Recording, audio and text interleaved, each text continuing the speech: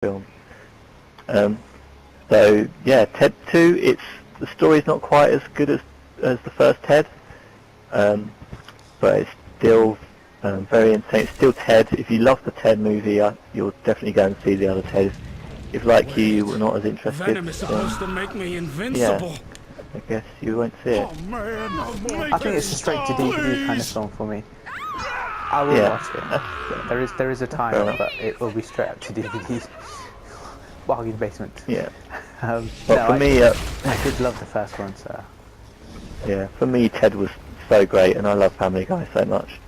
I even watched A Million Ways to Die in the West, and I still enjoyed it in some way. So I was not going to not go and see Ted 2, so yeah, I was definitely going to see that. So that would have been a 10 on my watch list. Let's go now to Mr. Holmes.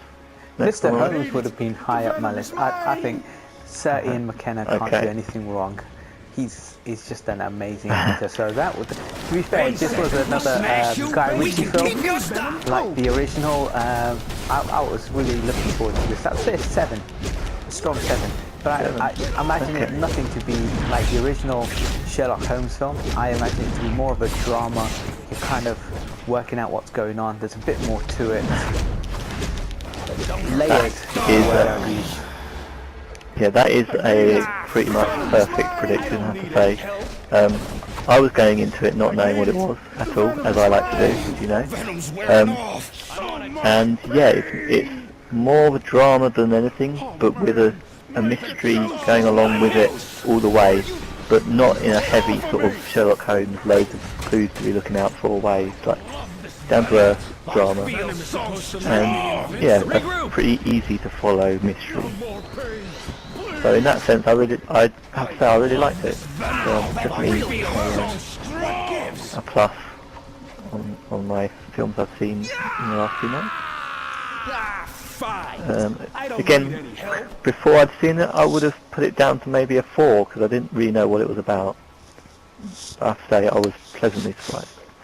I think because it had Sir Ian McKenna, I was on it. I'd be like, yes, he's the man. The juice is Just purely for him being in the film.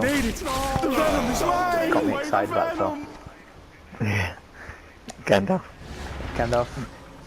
Definitely Gandalf, right. Gandalf forward.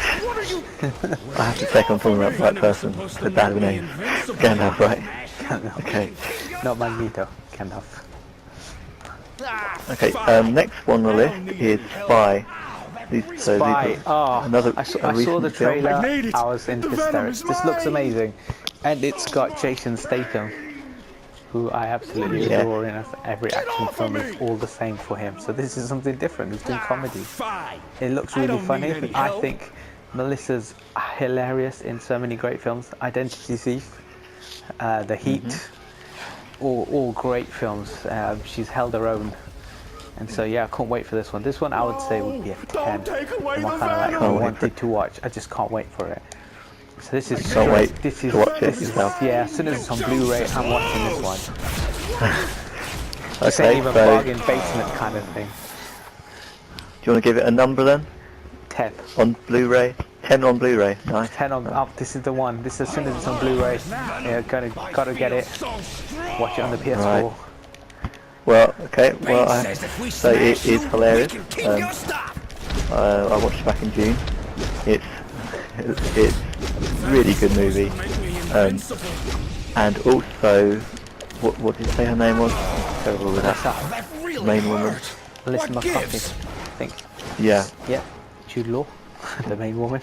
The main woman, that's the one. Yeah, Jude Law. She's really good, isn't it? And actually the thing that's really good and surprising about it is that she wasn't a weak character. She wasn't like because she's sort of this overweight, slightly overweight, slightly pigeonholed female spy character that's not really given the respect she deserves. That's actually what you get. They never take the mickey, they never reduce the comedy to just fat jokes or anything like that. She's actually a really strong action character. That really impressed me. And yeah, he's hilarious as well, of course. Which is a plus. So, yeah, would I have watched it before? Before I watched it, Don't take away the venom. it was about a 5 or 6 on my radar. I guess because knowing that Paul directed stuff like Knocked Up beforehand, Bad Teacher, Bridesmaids, The Heat, he's also going to do the new Ghostbusters reboot, remake, origin story. Yeah. So I was definitely a 10 for this one. Yeah, excellent. Okay, so, I think there's just 2 more that I want to cover in this one then. So, this is a big one actually that we haven't talked about, San Andreas. Oh, the Dwayne "The Rock" Johnson film. Now, anything Yeah. Dwayne "The Rock" Johnson does, I have to watch. This should have been a big screen cinema kind of watching film, because I could refer to him as the franchise saver, because he saved that rubbish franchise Fast and Furious by giving it one good film. Yeah, Definitely. everything Dwayne does is just amazing. What can I say? I haven't seen a bad film of his. Be Cool, for anyone who hasn't seen it, watch that. He is hilarious in it. Yeah, this was a 7 though, because once I saw the trailer, I realised it's just about him fighting an earthquake.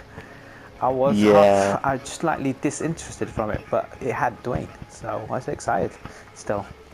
So 7 was my kind of wanting to watch Your pre-review, whatever Yeah. it's called. Preview. Yeah, I mean, I was actually an 8 or 9 before I saw it.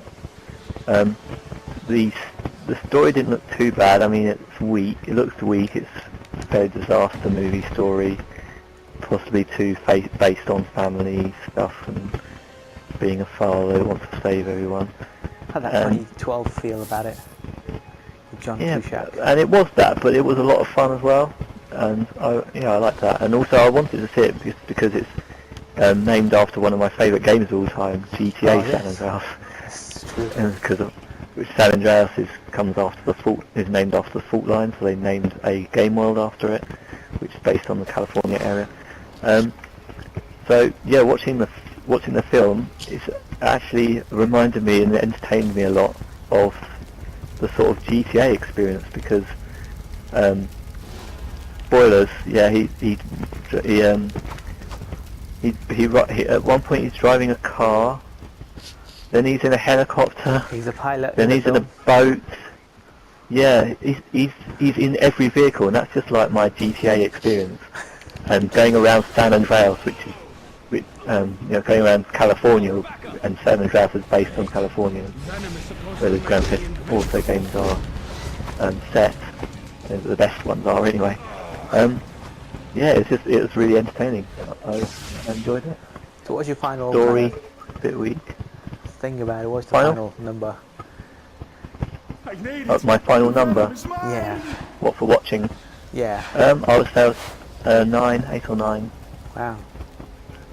Yeah, I really wanted to see it. Based mostly on GTA. And it doesn't disappoint too much then. It doesn't disappoint at all, no. There isn't much of a story, like you'd expect in a big thing like this, but it's not done in a terrible way, and that's what matters to me.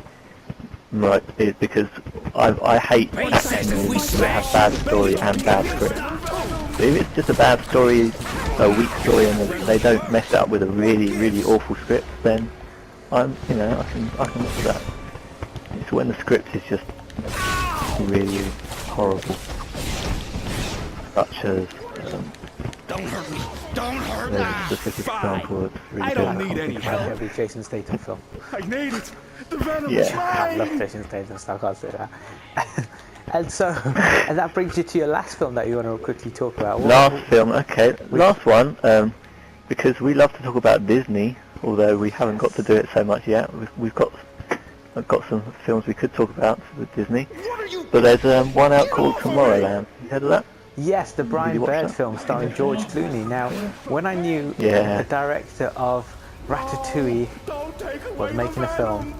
and it wasn't another Mission Impossible film. I was excited because he's only made Mission Impossible since before this, and he brought us the amazing Iron Giant, which is one of the must-watch films of all time. So